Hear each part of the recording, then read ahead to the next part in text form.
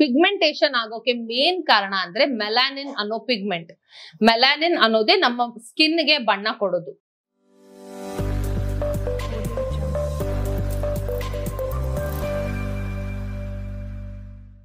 ನಮಸ್ತೆ, ನಾನು ಡಾಕ್ಟರ್ ಅಪೂರ್ವ ಮುಕುಂದ್. ಇವತ್ತಿನ ವಿಡಿಯೋದಲ್ಲಿ ನಾವು ಪಿಗ್ಮೆಂಟೇಶನ್ ಬಗ್ಗೆ ಮಾತಾಡೋಣ.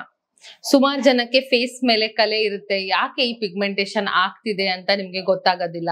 ಯಾವ್ದಾದ್ರು ಸೈಡ್ ಎಫೆಕ್ಟ್ ಆಗಿದ್ಯಾ, ಏನಾದ್ರೂ ಪ್ರಾಬ್ಲಮ್ಸ್ ಆಗ್ತಿದ್ಯಾ ಅಂತ ಒಂದು ಭಯ ಇರುತ್ತೆ. ಸೊ ಯಾಕೆಲ್ಲ ನಿಮ್ಗೆ ಪಿಗ್ಮೆಂಟೇಶನ್ ಆಗುತ್ತೆ, ಮತ್ತೆ ಅದನ್ನ ಮನೆಯಲ್ಲೇ ನೀವು ನ್ಯಾಚುರಲ್ ಆಗಿ ಹೇಗೆ ಕಡಿಮೆ ಮಾಡ್ಕೊಳ್ಬಹುದು ಅಂತ ಇವತ್ತಿನ ವಿಡಿಯೋದಲ್ಲಿ ನಾವು ನೋಡೋಣ.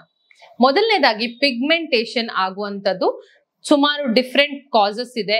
ಒಂದು ಫಸ್ಟ್ ಏನಂತ ಹೇಳಿದ್ರೆ ಸನ್ ಸ್ಪಾಟ್ಸ್ ಇಂದ ಟ್ಯಾನಿಂಗ್ ಅಂತ ನಾವು ಹೇಳ್ತೀವಿ. ಕಾಮನ್ ಆಗಿ ಬಿಸಿಲಿಗೆ ಜಾಸ್ತಿ ಎಕ್ಸ್ಪೋಜರ್ ಆದಾಗ, ಅದು ನೀವು ಎಕ್ಸಾಂಪಲ್ ನೀವು ಸನ್ಸ್ಕ್ರೀನ್ ಯೂಸ್ ಮಾಡೋದಿಲ್ಲ, ತುಂಬಾ ಬಿಸಿಲಲ್ಲಿ ಮಧ್ಯಾಹ್ನ ಹೊತ್ತು ಹೋಗಿದ್ರಿ ಅಂತ ಹೇಳಿದ್ರೆ ನಿಮ್ಗೆ ಸನ್ ಸ್ಪಾಟ್ಸ್ ಆಗುತ್ತೆ, ಸ್ಕಿನ್ ಟ್ಯಾನಿಂಗ್ ಆಗುತ್ತೆ. ಇನ್ನು ಕೆಲವು ಜನ ತುಂಬಾ ಸೆನ್ಸಿಟಿವ್ ಇರ್ತಾರೆ ಸನ್ಲೈಟ್ಗೆ, ಸೊ ಅವರಲ್ಲಿ ಕೂಡ ತುಂಬಾ ಬೇಗ ಪಿಗ್ಮೆಂಟೇಶನ್ ಆಗೋ ಚಾನ್ಸಸ್ ಇರುತ್ತೆ. ನೆಕ್ಸ್ಟ್ ಇನ್ನೊಂದು ಏನಂತ ಹೇಳಿದ್ರೆ ಹಾರ್ಮೋನಲ್ ಚೇಂಜಸ್ ಇಂದ ಆಗುವಂತ ಪಿಗ್ಮೆಂಟೇಶನ್. ಮೆಲಾಸ್ಮಾ ಅನ್ನೋ ಒಂದು ಕಾಮನ್ ಕಂಡೀಷನ್ ಇದೆ. ಅದು ಫಿಮೇಲ್ಸ್ ಅಲ್ಲಿ 40 ಇಯರ್ಸ್ ಆದ್ಮೇಲೆ ಸಾಧಾರಣವಾಗಿ ನಿಮ್ಮ ಚೀಕ್ಸ್ ಮೇಲೆ, ನಿಮ್ಮ ಮೂಗಿನ ಮೇಲೆ ಕಾಣಿಸ್ಕೊಳ್ತಾ ಬರುತ್ತೆ. ಇದು ಡಾರ್ಕ್ ಸ್ಪಾಟ್ಸ್ ಆಗ್ತಾ ಬರುತ್ತೆ. ಇದು ಒಂದು ಹಾರ್ಮೋನಲ್ ಚೇಂಜಸ್ ಇಂದ ಆಗುವಂತದ್ದು. ಇದೇ ರೀತಿ ತುಂಬಾ ಹಾರ್ಮೋನಲ್ ಚೇಂಜಸ್ ಇಂದ ಆಗುವಂತ ಪಿಗ್ಮೆಂಟೇಶನ್ಸ್ ಇದೆ. ಫಾರ್ ಎಕ್ಸಾಂಪಲ್ ಇನ್ಸುಲಿನ್ ರೆಸಿಸ್ಟೆನ್ಸ್ ಇಂದ ಕೂಡ ತುಂಬಾ ಜಾಸ್ತಿ ನಿಮ್ಗೆ ಸ್ಕಿನ್ ಪಿಗ್ಮೆಂಟೇಶನ್ ಆಗುತ್ತೆ. ಹೆವಿ ವೇಟ್ ಇರೋರ್ಗೆ ನೀವು ನೋಡಿರ್ತೀರಾ, ಈ ಮುಖದ ಮೇಲೆ, ಚೀಕ್ಸ್ ಹತ್ರ, ನೆಕ್ ಮೇಲೆ, ಹಣೆ ಮೇಲೆ ಕೂಡ ಡಾರ್ಕ್ ಪ್ಯಾಚಸ್ ಆಗ್ತಾ ಬರ್ತಿದೆ.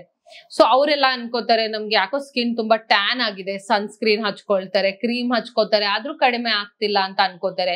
ಇನ್ನು ಕೆಲವು ಜನ ಅನ್ಕೊಂತಾರೆ ನಾವು ಕರೆಕ್ಟ್ ಆಗಿ ಕ್ಲೀನ್ ಮಾಡ್ಕೊಂತಿಲ್ಲ, ಅದಕ್ಕೆ ನೆಕ್ ಮೇಲೆ ಎಲ್ಲ ನಿಮ್ಗೆ ಡಾರ್ಕ್ ಪ್ಯಾಚಸ್ ಆಗಿದೆ ಅಂತ ಅನ್ಕೊಂಡಿರ್ತಾರೆ. ಬಟ್ ಇದೆಲ್ಲ ಆಗ್ತಾ ಇರೋದು ಇನ್ಸುಲಿನ್ ರೆಸಿಸ್ಟೆನ್ಸ್ ಇಂದ. ಈ ತರ ಜನಕ್ಕೆ ಐದರ್ ಆಲ್ರೆಡಿ ಡಯಾಬಿಟೀಸ್ ಆಗಿರುತ್ತೆ ಅಥವಾ ಮುಂದೆ ಹೋಗಿ ಡಯಾಬಿಟೀಸ್ ರಿಸ್ಕ್ ಜಾಸ್ತಿ ಆಗುತ್ತೆ. ಯಾಕೆ? ಸಡನ್ ಆಗಿ ವೇಟ್ ಗೇನ್ ಆಗಿರೋದ್ರಿಂದ, ವೇಟ್ ಮೇಂಟೈನ್ ಮಾಡದಿರೋ ಕಾರಣ ಇನ್ಸುಲಿನ್ ರೆಸಿಸ್ಟೆನ್ಸ್ ಜಾಸ್ತಿ ಆಗ್ತಾ ಹೋಗುತ್ತೆ.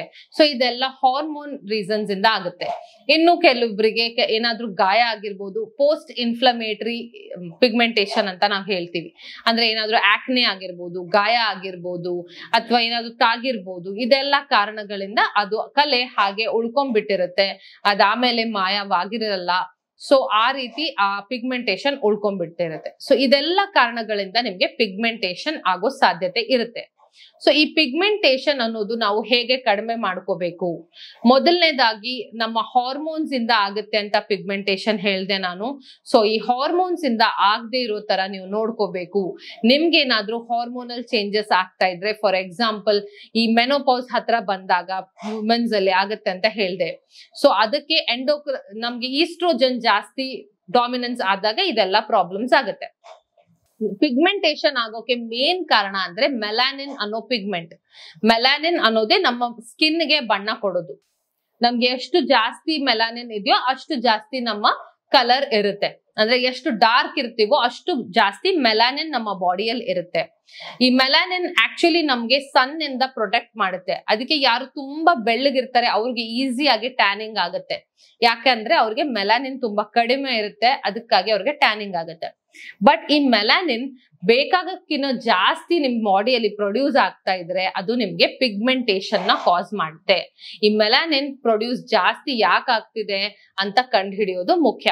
ಒಂದು ಹಾರ್ಮೋನಲ್ ಇಂಬ್ಯಾಲೆನ್ಸ್ ಅಂತ ಹೇಳಿದೆ, ಈಸ್ಟ್ರೋಜನ್ ಡಾಮಿನೆನ್ಸ್ ಇಂದ. ಸೊ ಅದನ್ನ ನೀವು ಹಾರ್ಮೋನ್ಸ್ ನ ಕರೆಕ್ಟ್ ಮಾಡ್ಕೊಳ್ಬೇಕು. ಇನ್ನೊಂದು ಇನ್ಸುಲಿನ್ ರೆಸಿಸ್ಟೆನ್ಸ್ ಇಂದ ನಿಮ್ಗೆ ಆಗ್ತಿದ್ರೆ ನಿಮ್ಮ ಫುಡ್ಸ್ ನ ಕಂಟ್ರೋಲ್ ಮಾಡ್ಕೋಬೇಕು, ಹಾರ್ಮೋನ್ಸ್ ನ ಕಂಟ್ರೋಲ್ ಮಾಡ್ಕೋಬೇಕು, ವೇಟ್ ರಿಡಕ್ಷನ್ ಮಾಡ್ಕೋಬೇಕು. ಸೊ ಇದೆಲ್ಲ ನೀವು ಕರೆಕ್ಟ್ ಮಾಡ್ಕೋಬೇಕು. ಅದರ ಜೊತೆಗೆ ನೀವು ಎವ್ರಿ ಡೇ ಸನ್ಸ್ಕ್ರೀನ್ ನ ಯೂಸ್ ಮಾಡಕ್ಕೆ ಸ್ಟಾರ್ಟ್ ಮಾಡ್ಬೇಕು.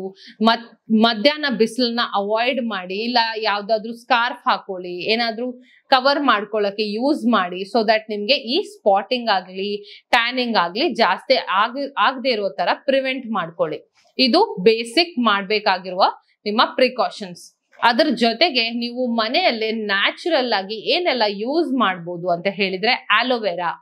ಸಾಧಾರಣ ಎಲ್ಲರ ಮನೆಯಲ್ಲಿ ಆಲೋವೆರಾ ಇರುತ್ತೆ. ಸೊ ಈ ಆಲೋವೆರಾ ಜೆಲ್ ನ ನೀವು ಮುಖಕ್ಕೆ ಹಚ್ಬಹುದು, ಕಲೆ ಇರುವ ಕಡೆಗೆ ಹಚ್ಬಹುದು. ರೆಗ್ಯುಲರ್ ಆಗಿ ನೀವು ಅದನ್ನ ಹಚ್ಚೋದ್ರಿಂದ ಪಿಗ್ಮೆಂಟೇಶನ್ ಕಡಿಮೆ ಆಗುತ್ತೆ.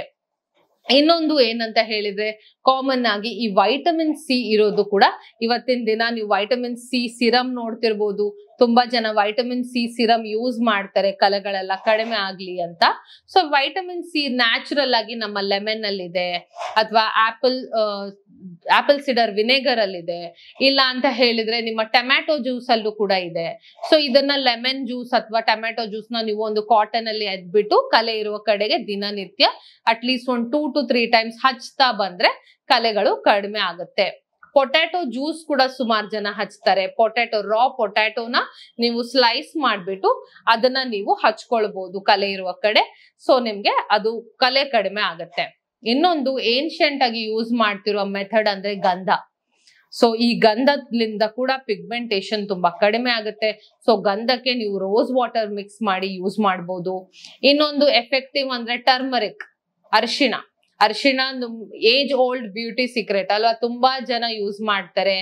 ಎವ್ರಿ ಡೇ ಸ್ನಾನ ಮಾಡ್ಬೇಕಾದ್ರೂ ಕೂಡ ಯೂಸ್ ಮಾಡ್ತಾರೆ ಅರಿಶಿಣ ಪುಡಿ. ಸೊ ಅರಿಶಿಣನ ನೀವು ಮೊಸರಿಗೆ ಕಲ್ಸ್ಬಿಟ್ಟು ನೀವು ಅದನ್ನ ಫೇಸ್ ಪ್ಯಾಕ್ ತರ ಹಾಕೊಂಡು ಯೂಸ್ ಮಾಡ್ಬೋದು. ಅದಲ್ಲದೆ ಕೆಲವೊಂದು ಹರ್ಬ್ಸ್ ಇದೆ, ಲೈಕ್ ಲಿಕರಿಸ್ ಅಂತ ಹೇಳ್ತೀವಿ, ಜೇಷ್ಟಿ ಮಧು. ಸೊ ಅದು ಕೂಡ ನಿಮ್ಗೆ ಪಿಗ್ಮೆಂಟೇಶನ್ ಕಡಿಮೆ ಮಾಡುತ್ತೆ. ಸೊ ಅದರ ಪುಡಿ ಕೂಡ ನೀವು ಮಿಕ್ಸ್ ಮಾಡ್ಕೊಂಡು ಫೇಸ್ ಪ್ಯಾಕ್ ತರ ಹಚ್ಕೊಳ್ಬಹುದು. ಅದರಿಂದ ಪಿಗ್ಮೆಂಟೇಶನ್ ಕಡಿಮೆ ಆಗುತ್ತೆ. ಸೊ ಇದೆಲ್ಲ ನ್ಯಾಚುರಲ್ ಮೆಥಡ್ಸ್ ಇಂದ ನೀವು ಎವ್ರಿ ಡೇ ಯೂಸ್ ಮಾಡೋದ್ರಿಂದ ನಿಮ್ಗೆ ಪಿಗ್ಮೆಂಟೇಶನ್ ಕಡಿಮೆ ಆಗುತ್ತೆ. ಬಟ್ ಮೋಸ್ಟ್ ಇಂಪಾರ್ಟೆಂಟ್ ಅಂದ್ರೆ ನಿಮ್ಗೆ ಪಿಗ್ಮೆಂಟೇಶನ್ ಯಾಕೆ ಆಗ್ತಿದೆ ಅಂತ ನೋಡ್ಕೊಂಡು ಅದು ಮತ್ತೆ ಬರ್ದೇ ಇರೋ ತರ ನೋಡ್ಕೊಳ್ಳೋದು ಅಷ್ಟೇ ಮುಖ್ಯ. ಸೊ ನಿಮ್ಮ ಹಾರ್ಮೋನ್ಸ್ ನ ಬ್ಯಾಲೆನ್ಸ್ ಮಾಡೋದಕ್ಕೆ ನಿಮ್ಗೆ ಆಲ್ರೆಡಿ ಗೊತ್ತು, ಎಕ್ಸರ್ಸೈಸ್ ಮಾಡಬೇಕು, ಸ್ಟ್ರೆಸ್ ಲೆವೆಲ್ಸ್ ನ ಕಡಿಮೆ ಇಟ್ಕೊಳ್ಬೇಕು, ಯೋಗಾಭ್ಯಾಸ ಮಾಡಿ, ಜಾಸ್ತಿ ನ್ಯೂಟ್ರಿಷಿಯಸ್ ಫುಡ್ಸ್ ನ ನೀವು ತಿನ್ನಿ. ನೀವು ನ್ಯೂಟ್ರಿಷಿಯಸ್ ಫುಡ್ಸ್ ತಿಂದಾಗ ನಿಮ್ಮ ಸ್ಕಿನ್ ಹೆಲ್ತ್ ಇಂಪ್ರೂವ್ ಆಗುತ್ತೆ. ಆಲ್ರೆಡಿ ನಾವು ಇದ್ರ ಬಗ್ಗೆ ಮಾತಾಡಿದೀವಿ. ಇನ್ನೊಂದು ವಿಡಿಯೋದಲ್ಲಿ ನಿಮ್ಗೆ ಇದ್ರ ಬಗ್ಗೆ ಮಾಹಿತಿ ಕೊಟ್ಟಿದ್ದೀನಿ. ಗ್ಲೂಟಾಥಯೋನ್ ಅನ್ನೋದು ನಮ್ಮ ಬಾಡಿಯಲ್ಲಿ ಸೆಲ್ಫ್ ಆಗಿ ಪ್ರೊಡ್ಯೂಸ್ ಆಗುತ್ತೆ. ಸೊ ಗ್ಲೂಟಾಥಯೋನ್ ನಮ್ಮ ಬಾಡಿಯಲ್ಲಿ ಪ್ರೊಡ್ಯೂಸ್ ಆದಾಗ ನ್ಯಾಚುರಲ್ ಆಗಿ ನಮ್ಮ ಸ್ಕಿನ್ ಲೈಟ್ನಿಂಗ್, ಬ್ರೈಟ್ನಿಂಗ್ ಅಲ್ಲಿ ಹೆಲ್ಪ್ ಮಾಡುತ್ತೆ. ಸೊ ಇದೆಲ್ಲ ಫುಡ್ಸು ಮತ್ತೆ ರೆಮಿಡೀಸ್ ನ ಯೂಸ್ ಮಾಡಿ ನಿಮ್ಮ ಪಿಗ್ಮೆಂಟೇಶನ್ ನ ಕಡಿಮೆ ಮಾಡ್ಕೊಳ್ಳಿ. ಮುಂದಿನ ವಿಡಿಯೋದಲ್ಲಿ ಮತ್ತೊಂದು ವಿಷಯ ಜೊತೆಗೆ ಭೇಟಿಯಾಗೋಣ. ಧನ್ಯವಾದ.